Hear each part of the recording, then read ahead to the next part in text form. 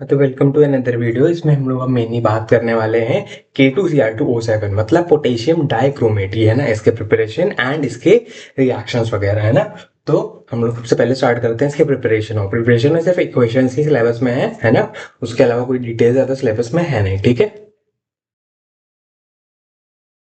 हाँ, तो कुछ इस तरीके से हम लोग प्रिपरेशन कर सकते हैं। सबसे पहला स्टेप आता है हमारे पास क्रोमाइट और यानी कि FeCr2O4 से सोडियम क्रोमेट बनाना यानी कि Na2CrO4 है ना। ये इक्वेशन लिखी है। अब इक्वेशन को मैं बैलेंस करना स्टार्ट करता हूँ है ना। ये है FeCr2O4। इसमें हम लोग ऑक्सीजन डालेंगे, क्या बन जाएगा Fe2O3 और Cr2O3। फिर हम लोग Cr2O3 जो यहाँ पर बनेगा उसमें हम लोग Na2CO3 डालेंगे और O2 ऑक्सीजन डालेंगे और हमारा क्या बन जाएगा Na2CrO4 एंड CO2 है ना। तो हम लोग इसको बेसिकली क्या करते हैं बैलेंस। इधर ध्यान से देखो तो Fe2 है, इधर Fe1 है, तो इधर हम लोग 2 लगा देते हैं है ना। इधर कितने Cr हो गए, इतने इस यहाँ हमारे Cr2 हो गए और 4 हो गए, टोटल 4 Cr हो गए। तो इधर हम लोग के पास इधर कितने हैं 2 है ना। तो इधर भी हम लोग 2 लगा देते हैं है ना। तो इधर भी 2 Cr2 हो गए। अब उसके बाद क्या हो गया, और उसके बाद ऑक्सीजन बैलेंस करो। ऑक्सीजन बैलेंस करो तो इधर हो गए 8 और 2 10। इधर कितने हो गए, इधर हो गए 3 और 6 9 है ना। तो बेसिकली इसमें बैलेंस हो नहीं पा रहा है क्योंकि यहाँ पर प्रॉब्लम आ रही है किसकी, ये ऑड आ रहा है। अगर ये ऑड आ रहा है तो इसको इवन बना दो। इसको इवन बनाने के लिए इसको 2 से मल्टीप्लाई कर दो, इसको 2 से मल्टीप्लाई कर दो, इसको 4 से मल्टीप्लाई कर दो है ना।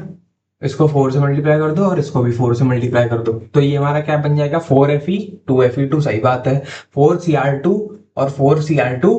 अब ये भी हमारा एकदम बैलेंस हो गया। फिर उसके बाद बात आती है 4 4 16 और इधर O2 है ना। 16 और 2 18 है ना। तो इधर कितना हो जाएगा 2 इंटू 3 6 और 4 इंटू 3 12 है ना। तो ये भी हमारा 18 है ना। कुछ इस तरीके से हमारा ये वाला फर्स्ट पार्ट हो जाएगा क्या बैलेंस है ना।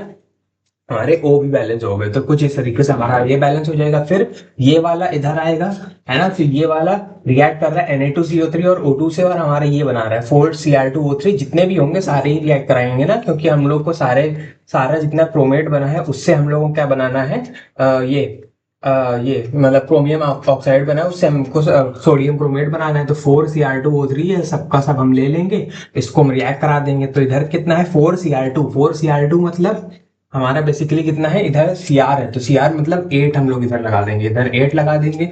8 Na2 तो इधर भी 8 आ जाएगा, 8 आ जाएगा। फिर उसके बाद हम लोग CO2 को बैलेंस करेंगे।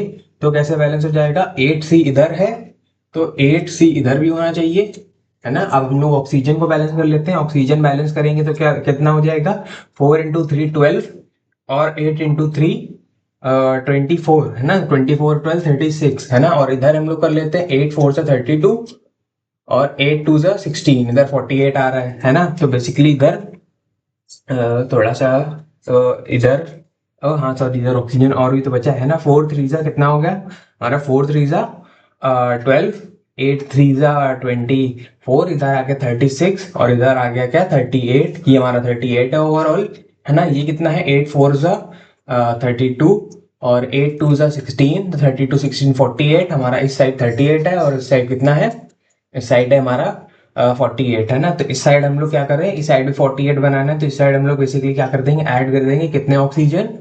अगर हम लोग इधर ऑक्सीजन लगा दें 6 है ना, 6 राइट, 6 ऑक्सीजन कर दें, 6 O2 कर दें राइट। तो हम लोगों का बेसिकली क्या हो जाएगा, अगर हम लोग 6 O2 कर देंगे है ना, तो हम लोगों का यहाँ पर ये बैलेंस हो जाएगा है ना। 4Cr2 8Cr है ना, 8Na2 और 4O3 इधर, ये हमारा 12 है ना, और ये 24 और ये 12। तो ये बेसिकली इधर 48 और इधर भी हमारे 48 हो जाएंगे है ना। फिर उसके बाद हम लोग इसमें बैलेंस रिएक्शन हो गई है। अब इसके बाद इसको लिखना स्टार्ट करते हैं ना। लिखते हैं तो हमारा क्या बन जाएगा, इसको ओवरऑल रिएक्शन हमारी क्या बन जाएगी 4FeCr2O4 है ना प्लस O2 और 6O2, ये हमारे टोटल 7O2 है ना। और क्या क्या है हमारे पास, और है हमारे पास Na2CO3 प्लस 8Na2CO3। फिर और क्या है हमारे पास Cr2O3। लेकिन इधर ध्यान से देखो तो Cr2O3 इसमें रिएक्टेंट साइड में, इसमें प्रोडक्ट साइड में, तो बेसिकली ये और ये कैंसिल आउट हो जाएगा है ना। 4Cr2O3 कैंसिल आउट हो जाएगा। अब इस साइड हमारा क्या बचा 2Fe2O3 प्लस 8 Na2CrO4 है ना, और प्लस 8CO2 है ना। कुछ इस तरीके से हम लोग की ये वाली रिएक्शन हो जाएगी कंप्लीट, है ना। अब हम लोग यहाँ बेसिकली जो है इस तरीके से रिएक्शन लिखेंगे। यहाँ Na2CO3 की जगह हम लोग NaOH भी ले सकते हैं, NaOH भी ले सकते हैं। मतलब इसको अगर हटा दें तो इधर हम लोग क्या लिख सकते हैं, इधर हम लोग NaOH भी ले सकते हैं, NaOH। तो इधर 8NO2 है तो इधर 16NaOH आना चाहिए। 16NaOH मतलब इधर हम लोग का 16NaOH आ जाएगा, बाकी सब कुछ सेम रहेगा, है ना, ऑलरेडी बैलेंस्ड है। 16NaOH है ना। तो हम लोग Na2CO3 या NaOH कुछ भी ले सकते हैं, है ना। कुछ इस तरीके से हम लोग की रिएक्शन हो जाएगी बैलेंस। फिर उसके बाद बात आती है क्रोमेट से डाइक्रोमेट बनाने की, है ना। Na2CrO4 में H2SO4 डाल देंगे तो हमारा Na2Cr27 प्लस Na2SO4 और प्लस H2O बन जाएगा। इधर ध्यान से देखें तो 1 2 3 4 NO2 है, इधर 2 ही है तो इसको 2 से मल्टीप्लाई कर देंगे। 2Cr है, 2Cr है, 2 इंटू 4 8 हो जाएगा, और इधर 2 इंटू 4 8, और बेसिकली इधर भी कितना है, इधर भी हमारा 7 ये और एक ये 8 है ना। H2SO4 और SO4 हम लोग का ये वाला पार्ट हो जाएगा बैलेंस। कुछ इस तरीके से क्रोमेट से हम लोग डाइक्रोमेट बना लेंगे। फिर उसके बाद सोडियम डाइक्रोमेट से पोटेशियम डाइक्रोमेट बनाएंगे, Na2Cr2O7 plus KCl, K2Cr2O7 plus NaCl। इधर K 1 है, इधर K 2 है, तो इधर भी 2 कर दो और इधर भी 2 कर दो। कुछ इस तरह से हम लोग की ये वाली रिएक्शन भी बैलेंस हो जाएगी। एंड इसी के साथ हम लोगों का प्रिपरेशन ऑफ K2Cr2O7 कंप्लीट हो जाएगा, है ना। होपफुली वाला पार्ट समझ में आया होगा किस तरीके से हम लोग बैलेंस वगैरह करेंगे। रिएक्शंस याद होनी चाहिए एकदम अच्छे से, है ना। होपफुली पार्ट समझो कि बढ़ते हैं आगे, ठीक है। हाँ, नेक्स्ट हमारे पास बात आती है जो हमारा क्रोमेट और डाइक्रोमेट होता है वो आपस में किसमें एग्जिस्ट करते हैं, इक्विलिब्रियम में। कुछ इस तरीके से हमारा क्रोमेट को अगर हम लोग ये ले लें क्या, CrO4 2 माइनस, CrO4 2 माइनस, है ना, और इसमें हम लोग क्या डाल दें, एसिड डालते हैं, है ना। 2CrO4 2 माइनस में 3H प्लस, कुछ इस तरीके से। तो हमारा क्या बन जाएगा, तो हमारा बन जाएगा HCrO4 माइनस HCrO4 माइनस। कुछ इस तरीके से ये हाइड्रोजन क्रोमेट है, ये हमारा क्या है, ये हमारा क्रोमेट आयन, है ना। ये क्या है, हमारा हाइड्रोजन क्रोमेट, है ना। फिर उसके बाद इसमें भी जो हमारा इक्विलिब्रियम कुछ इस तरीके से बन जाएगा, Cr2O7, है ना। इधर 2CrO4 है, Cr2O7 2 माइनस प्लस H2O, कुछ इस तरीके से, है ना। तो ये हमारा क्या है, ये हमारा डाइक्रोमेट, है ना। अब इसके कलर भी याद रखने हैं। कलर होता है बेसिकली डाइक्रोमेट का होता है ऑरेंज, और हमारे क्रोमेट का कलर होता है येलो, है ना। ये कलर याद रखना है। फिर उसके बाद बात आती है ये एग्जिस्ट करते हैं किसमें, हमारे एक्विलिब्रियम में। इसका मतलब अगर हम क्रोमेट में क्या डाल देंगे, क्रोमेट में अगर हम एसिड डाल देंगे तो हमारा डाइक्रोमेट बन जाएगा, है ना। क्रोमेट बेसिकली हम लोग ऐसे लिख सकते हैं, कैसे लिख सकते हैं, यानी कि क्रोमेट में हम लोग क्या करेंगे, अगर एसिड डालेंगे तो हमारा क्या बन जाएगा, तो हमारा बन जाएगा डाइक्रोमेट, है ना। और अगर हम डाइक्रोमेट में बेस डाल देंगे तो हमारा क्रोमेट बन जाएगा। फिर इस तरह से, है ना। यानी कि एसिड डालने का मतलब क्या हो गया, पीएच को कम करना, पीएच लेवल को कम करना, और बेस डालने का मतलब हो गया पीएच लेवल को बढ़ा देना, है ना। तो इस तरीके से अगर हम क्रोमेट का पीएच कम करेंगे तो हमारा डाइक्रोमेट बन जाएगा। और अगर हम क्या करेंगे, इसका बेस का पीएच मतलब बेस इसमें डाल देंगे, यानी कि पीएच अगर बढ़ा देंगे तो हमारा डायरेक्टली क्रोमेट बन जाएगा, है ना। तो कुछ इस तरीके से हम लोगों का ये इंटर कन्वर्जन होता है। उसके बाद बात आती है इनके स्ट्रक्चर्स की। तो इनका स्ट्रक्चर भी ध्यान रखना है। हम लोग का जो क्रोमेट होता है वो कुछ ऐसा दिखता है, कैसा, CrO, ये टेट्राहेड्रल स्ट्रक्चर होता है ना। टेट्राहेड्रल स्ट्रक्चर CrO4 2 माइनस, ये है क्रोमेट का स्ट्रक्चर। और डाइक्रोमेट बेसिकली क्या होता है, डाइक्रोमेट बेसिकली इसको इसको डबल कर दो और एक ऑक्सीजन हटा दो, है ना। इसको डबल, क्योंकि CrO4 को डबल किया क्या बन गया, Cr2O8, और एक ऑक्सीजन हटा दिया, है ना। तो एक ऑक्सीजन से ज्वाइन कर देते हैं तो यहाँ पर आ जाएगा Cr, ये O से जुड़ा होता है दोनों Cr, है ना। ये ये ये ये कुछ इस तरह से oxygen oxygen oxygen oxygen oxygen oxygen, कुछ इस तरह से ये जुड़ा होता है ना। ये ध्यान रखना कि किस किस ऐसा इसका स्ट्रक्चर कुछ ऐसा बनता है ना। यहाँ पे एंगल बनता है 126 डिग्री, ये होता है, इसकी बॉन्ड लेंथ होती है कितनी, 179 पिकोमीटर, है ना, इसकी 179 पिकोमीटर, और इसकी होती है, सॉरी इसकी 179 नहीं होती, इसकी 179 पिकोमीटर होती है। ये बीच वाले ओ और सी आर से, है ना, 179 पिकोमीटर, और इस वाले सी और ओ के बीच में होती है 163 पिकोमीटर, और इधर भी हमारा क्या आ जाता है 2 माइनस। कुछ इस तरह से ये स्ट्रक्चर होता है एसिड और बेस का। कुछ इस तरीके से इंटर कन्वर्जन हम लोग कर सकते हैं एसिड बेस डाल के। तो कुछ इस तरीके से हमारी कन्वर्जन होगी, और कलर भी याद रखें। तो इस वाले पेज पे जो भी लिखा है सब कुछ बहुत ज्यादा ही इंपॉर्टेंट कह सकते हैं ना। ठीक है, बढ़ते हैं अपने नेक्स्ट रिएक्शन वाले पार्ट पे, जिसमें हम लोग ऑक्सीडेशन करेंगे। ठीक है, हाँ, नेक्स्ट हमारे पास बात आती है इसके ऑक्सीडाइजिंग कैरेक्टर की। ऑक्सीडाइजिंग कैरेक्टर हम लोग बेसिकली किस में स्टडी करते हैं, एसिडिक मीडियम में, है ना। Potassium dichromate acts as a powerful oxidizing agent in acidic medium, है ना, when it is treated with dilute sulphuric acid nascent oxygen is liberated, है ना। तो हम लोग बेसिकली इसके एसिडिक मीडियम में क्या स्टडी करते हैं, इसका ऑक्सीडाइजिंग कैरेक्टर। तो इसको ये वाली इक्वेशन दिमाग में रखना, क्योंकि इससे हम लोग मैकेनिज्म डायरेक्ट दिमाग में रखेंगे, है ना। क्योंकि हम लोगों को डायरेक्ट इक्वेशंस लिखने रहेंगे तो इक्वेशंस याद नहीं करनी पड़ेगी, मैकेनिज्म से काम हो चल जाएगा। कुछ इस तरीके से K2Cr2O7, है ना, प्लस H2SO4, तो यहाँ पर हमारा बन जाएगा Cr2, हमारा बन जाएगा Cr2SO4 होल राइस, प्लस और क्या बनेगा हमारा, और हमारा बनेगा K2SO4, है ना, Cr2SO4 whole rice plus K2SO4 plus H2O। कुछ इस तरह से। अब इसको बैलेंस कर लेते हैं, बैलेंस कर लेते हैं तो हम लोग का क्या आ जाएगा, K2 है, K2 है, Cr2 है, Cr2 है ना, SO4 इधर एक है, SO4 इधर 1 2 3 और 4 है, तो इधर हम लोग 4 लगा देते हैं, है ना। 4H2 है तो इसके आगे भी 4H2 लगा देते हैं। 4O है ना, तो इसके आगे कितने हैं, 7O और इधर 4O, तो हम लोग के कितने बचे, O3, है ना, यानी कि 3 नेसेंट ऑक्सीजन हम लोग ऐसे लिख देते हैं कुछ इस तरीके से। तो हम लोग की ये वाली रिएक्शन है कि हमारे ऑक्सीजन कैसे जनरेट हो रहा है। ऑक्सीडाइजिंग कैरेक्टर जो हमारा शो करता है 30 नहीं लिखा है, 3O लिखा है ना, 3 ऑक्सीजन नेसेंट ऑक्सीजन, है ना। तो ये हमारा K2Cr2O7 से 3 नेसेंट ऑक्सीजन कुछ इस तरह निकल जाते हैं, है ना। इसके बाद एक और इसकी आयनिक इक्वेशन भी लिख लेते हैं। आयनिक इक्वेशन बेसिकली देखो, इसमें Cr2O7 में हम लोग क्या निकाल लेते हैं, इसका ऑक्सीडाइजिंग ऑक्सीडेशन स्टेट निकाल लेते हैं। देखो ध्यान से, तो Cr2O7 2 माइनस, कुछ ऐसे लिखते हैं। Cr2 में हम लोग को Cr का निकालना है, तो Cr का मान लेते हैं x, और 2 Cr है तो 2x और 7O मतलब O का होता है -2 और 7 टाइम्स कितना हो गया, -14 इक्वल्स टू -2, तो 2x बराबर 14 -2 यानी कि 12, और x बराबर आ गया 6 ना, +6। तो Cr पे कितना है, +6 है ऑक्सीडेशन स्टेट, कुछ इस तरह से, है ना।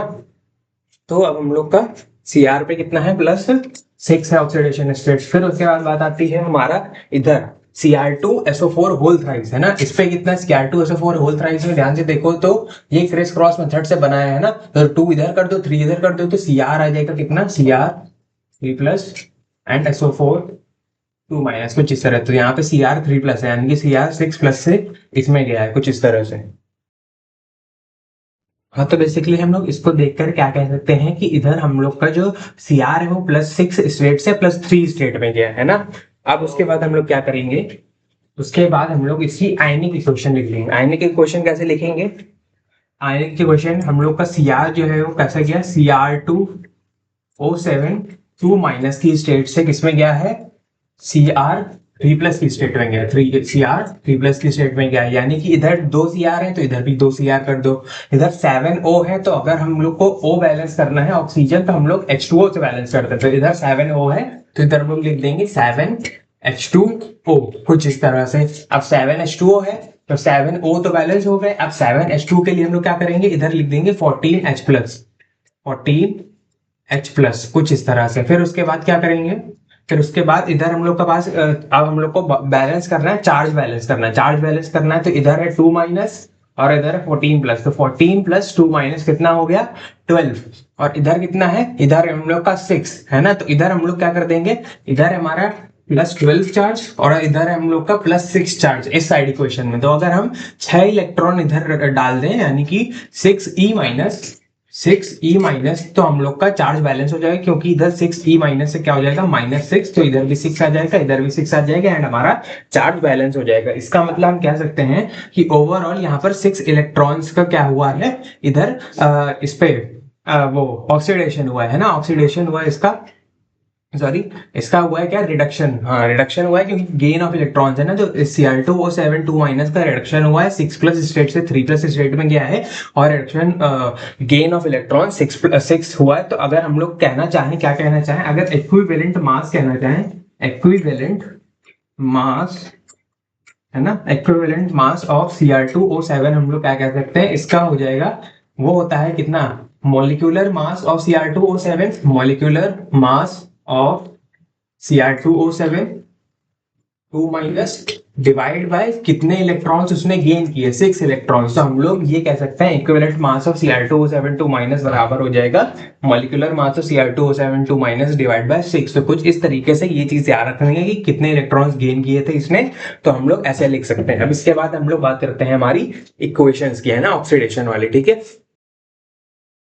हाँ, सबसे पहले मान लो की बात हम लोग ले लेते हैं पोटेशियम आयोडाइड। पोटेशियम आयोडाइड को हम लोगों को क्या करना है, ऑक्सीडाइज, है ना। एक इक्वेशन तो हम लोग की ये रही ऑलरेडी, जिससे हम लोगों का नेसेंट ऑक्सीजन प्रिपेयर हो रहा है। अब हम लोग को पोटेशियम आयोडाइड को क्या करना है, ऑक्सीडाइज, कौन से मीडियम में, एसिडिक मीडियम में। तो Ki प्लस H2SO4, है ना, H2SO4 प्लस नेसेंट ऑक्सीजन, है ना, ऑक्सीडाइज कराएंगे तो क्या बन जाएगा हमारा, यहाँ पर बन जाएगा I2, है ना। एक तो बन जाएगा Ki और H2SO4 से K2SO4, है ना, और हमारा बन जाएगा I2 और साथ ही साथ हमारा निकल जाएगा क्या, H2O, है ना। कुछ इस तरीके से हमारी हो जाएगी रिएक्शन, ठीक है।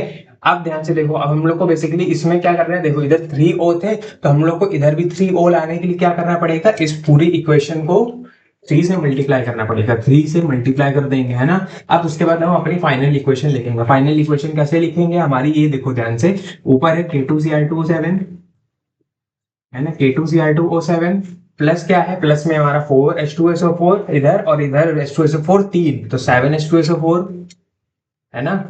फिर उसके बाद बात आती है हमारी किसकी, 3Ki की, 3Ki, है ना। और हमारा 3 नेसेंट ऑक्सीजन इधर और 3 नेसेंट ऑक्सीजन ऊपर वाले में प्रोडक्ट साइड में, तो वो कैंसल आउट हो जाएगा, है ना।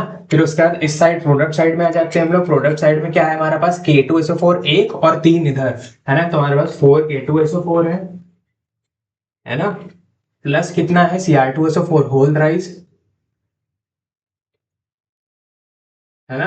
प्लस उसके बाद हमारे पास I2 कितने हैं, 3I2 है, 3I2 और 4H2O इधर और 3H2O इधर, तो हमारे पास 7H2O। कुछ इस तरीके से हम लोग लिख देंगे, ये रिएक्शन अपने आप बैलेंस हो जाएगी। इस वजह से हम लोगों को इसमें बैलेंस करने में दिक्कत नहीं होगी। अगर ऐसे हम लोग प्रोसीजरल वाइज करेंगे तो बैलेंस करने में प्रॉब्लम नहीं होगी, इसलिए प्रोसीजर याद रखना, बैलेंस अपने आप हो जाएगा, है ना। तो होपफुली वाला पार्ट समझ में आया किस तरीके से हम लोग क्या कर सकते हैं इसको बैलेंस, ठीक है। बढ़ते हैं नेक्स्ट पार्ट पे।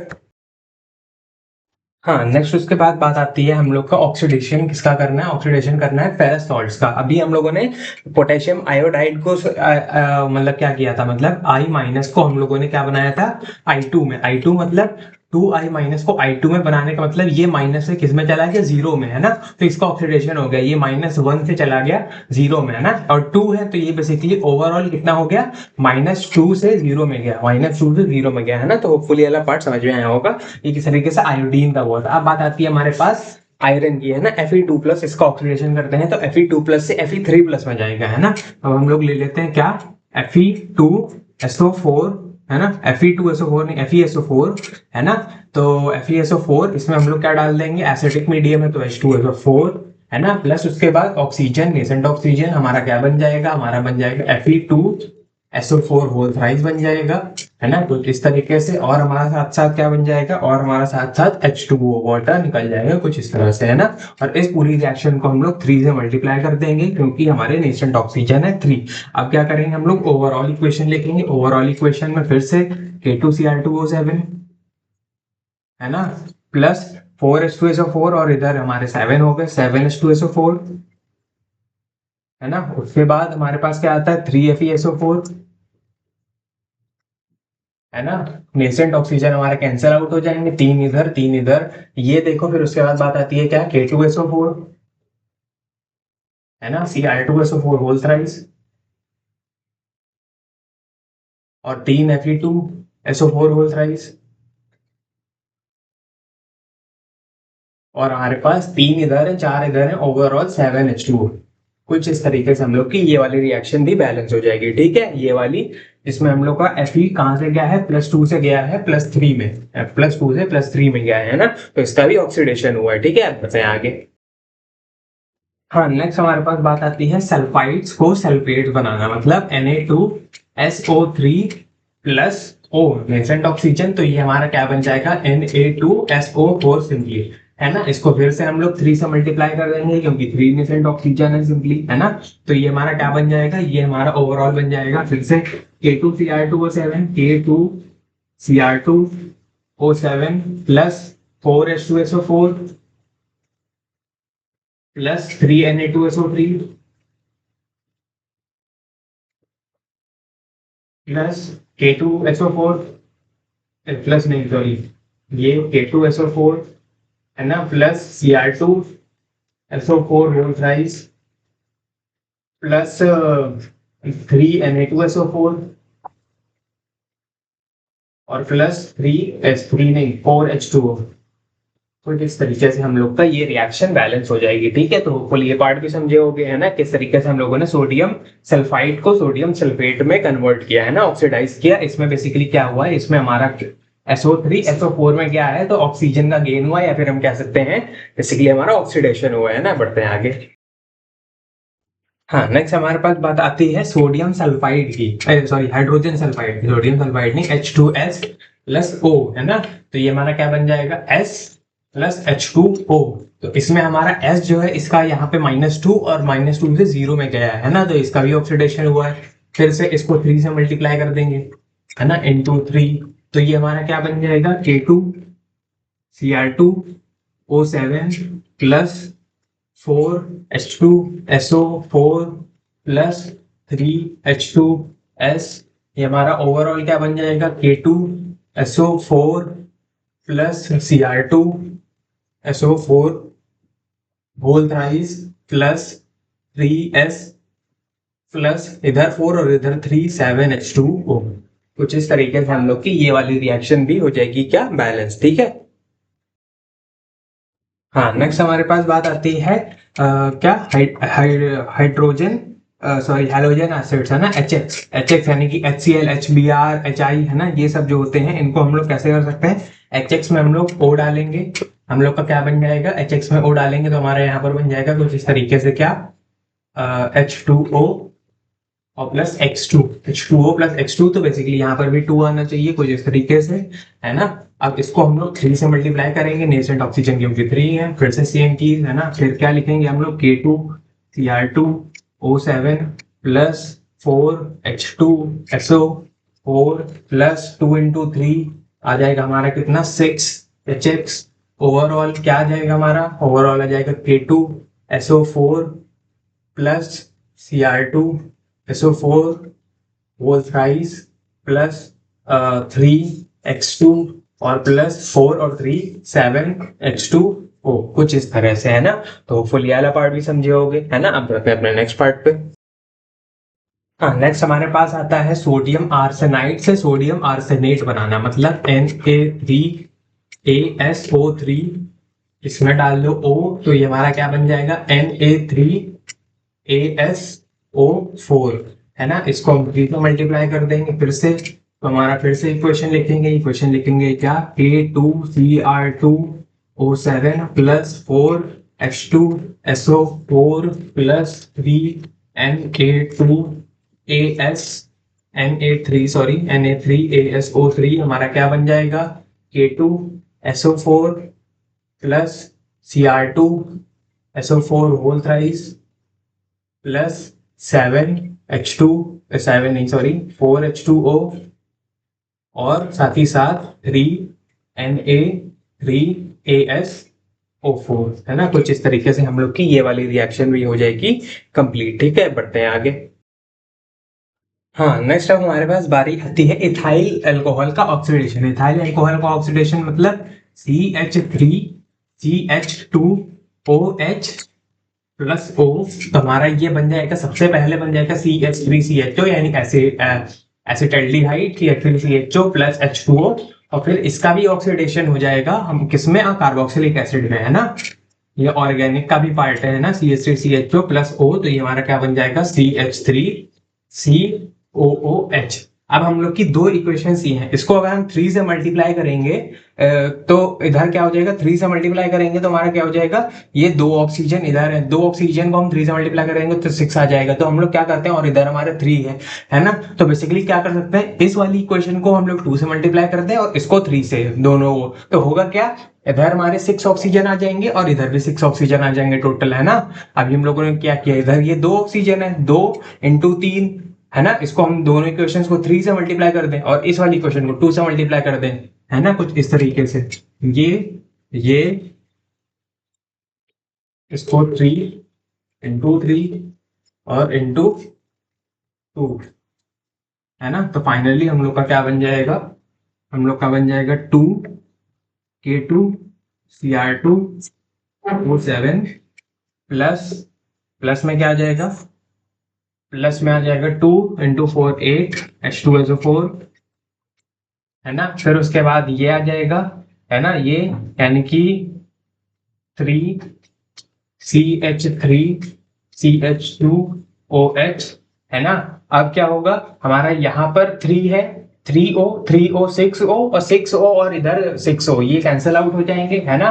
फिर उसके बाद यहाँ पर 3 × CH3CHO है और यहाँ पर भी 3CH3CHO, ये भी कैंसिल आउट हो जाएगा, है ना। तो हम लोग का रिएक्टेंट पार्ट में सिर्फ इतना होगा। फिर उसके बाद बात आती है प्रोडक्ट पार्ट की, उसमें हम लोग लिखेंगे क्या, 2K2SO4 plus 2Cr2SO4 whole thrice plus, और क्या आ जाएगा हम लोगों का, प्लस और क्या आएगा हम लोगों का, बेसिकली ये कैंसिल आउट हो गया था। अब आएगा हमारा ये 3CH3COOH, और क्या आ जाएगा हमारा H2O, यहाँ पे 3 है और यहाँ पर हमारा 4 2 8, 8 और 3 11 H2O।